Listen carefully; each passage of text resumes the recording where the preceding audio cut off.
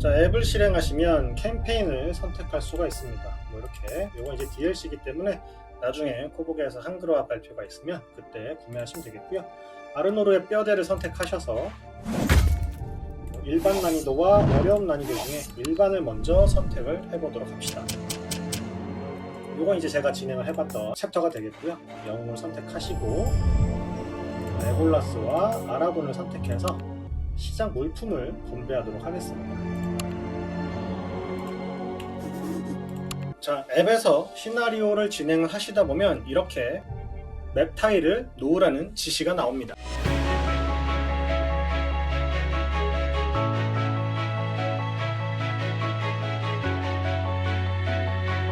자, 첫 번째로 깔 타일은 302번입니다.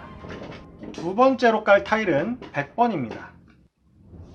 세 번째로 깔 타일은 205번입니다. 이 과정에서 탐험 토큰과 인물 토큰 그리고 조사 토큰을 배치하라고 했었죠.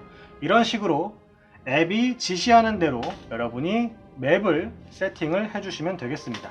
그리고 지금 화면을 보시면 아시겠지만 구름의 방향이 이쪽을 향하고 있어요. 그러면 맵도 이쪽을 향하게 될 거다라는 거기 때문에 여러분이 테이블에서 맵이 이쪽으로 퍼져나갈 수 있도록 신경을 써서 그 공간을 활용하시면 되겠습니다.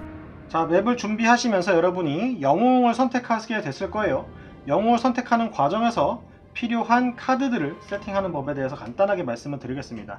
앞에서 이제 장비에 대해서 이제 소개를 해주죠. 아라고른 같은 경우에는 검, 여행 의복, 깃발을 찾아서 각각 모양들이 제시가 되어 있습니다.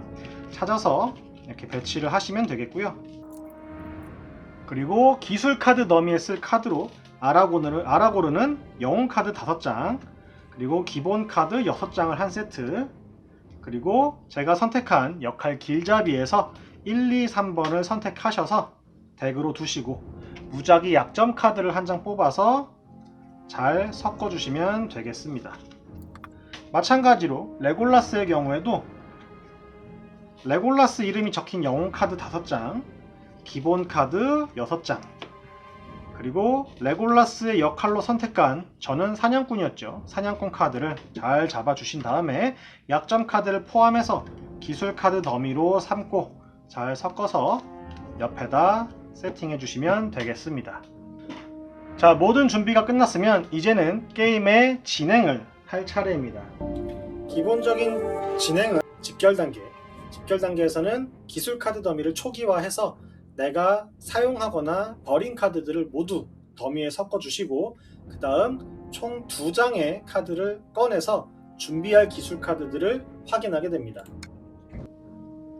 자, 턴을 시작하기 전 정찰을 하라라는 메시지가 뜨게 됩니다. 정찰은 행동 단계에 들어가기 전 집결 단계에서 정찰 2만큼 수행하라 라고 하게 되면 2장의 카드를 뽑고 내가 사용하고자 하는 기술 카드를 최대 4장까지 세팅을 해두시는 단계에 해당한다고 보면 되겠습니다. 해서 나중엔 4장이 이렇게 깔려있는 상태에선 정찰을 2장 하게 되면 선택해서 세팅을 하시면 되겠죠. 불멸의 힘과 날카로운 민첩을 버리고 고대의 지혜와 보이지 않는 길을 세팅하겠다. 이런 식으로 이제 준비 단계를 가지는 게 정찰 단계라고 보시면 되겠습니다. 정찰 단계가 마무리가 되면 그 다음 행동 단계가 되어서 이동, 공격, 상호작용 중에 내가 원하는 행동을 수행하시면 되겠죠. 영웅들은 총 2개의 행동까지 할 수가 있는데 이동은 2칸까지 가능합니다. 자, 이동을 하는 과정에서 다른 행동이 가능하기 때문에 한 칸 이동하고 조사 행동을 수행하고 그 다음 한 칸을 더 이동해도 이동 2칸과 조사 행동 한 것과 같은 행동 포인트가 소모가 되겠습니다. 그리고 한 가지 더 이동하는 방법이 있는데 이 카드 효과를 보시면 질주라는 효과가 있습니다. 이 질주 카드를 버리시면 한 칸을 더 이동할 수 있게 됩니다. 자, 2번째 공격 단계에 접어들겠습니다. 하나의 이동을 하고 2번째 행동을 끌어와서 공격을 와르그에게 수행했다고 치겠습니다.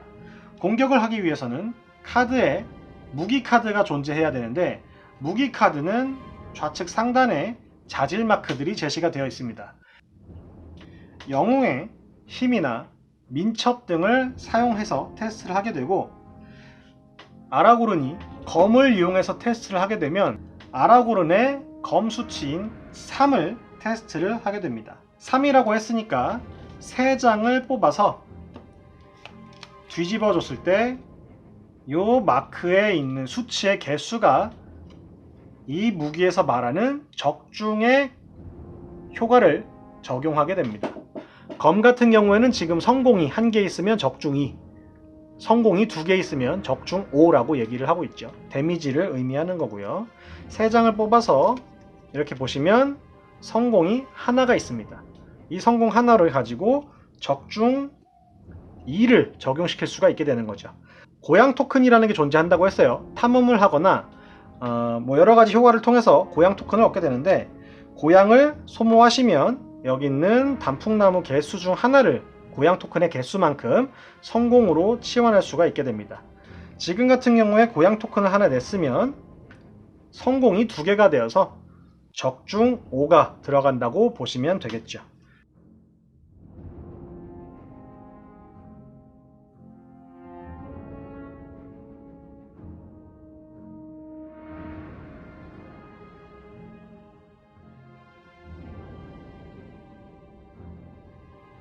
불안당을 공격한다고 했을 때 적중 5를 하게 되면 이렇게 수치 5를 눌러서 한 마리를 잡게 됩니다.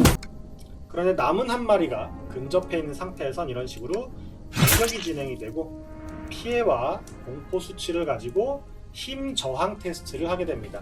아까 이제 테스트도 말씀을 드렸지만 힘의 개수만큼 테스트를 시작해서 카드를 총 3장 뽑고, 아라고른의 경우에는 카드를 총 3장 뽑고 3장을 모두 성공하면 선택해서 3장을 받지 않을 수 있습니다. 만약에 2개만 성공을 하게 되면 피해 하나를 받거나 공포 하나를 받는 선택을 할 수가 있겠죠. 이때 피해를 받거나 공포를 받는 행동은 개수만큼 피해 더미와 공포 더미에서 카드를 가져와야 하는데, 한 장을 가져와서 앞면을 해결하고 이 지시에 따라 뒷면으로 놓든지 아니면 앞면으로 유지를 하든지 세팅을 한 이후에 그 다음 피해 카드나 공포 카드를 수행하시면 되겠습니다.